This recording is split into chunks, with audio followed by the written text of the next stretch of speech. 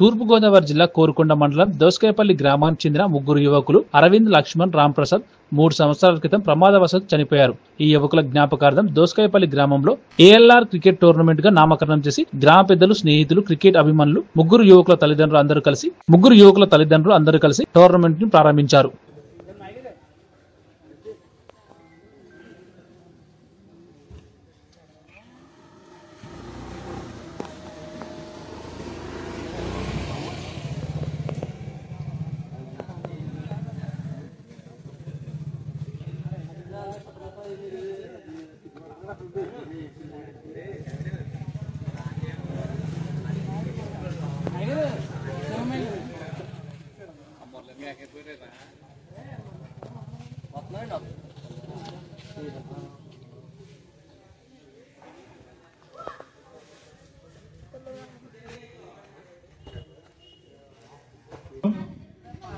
అలాగే దోసకాయపల్లి గ్రామం ఎన్నో చారిత్రాత్మక ఘటనలు చోటు చేసుకున్నటువంటి గ్రామం.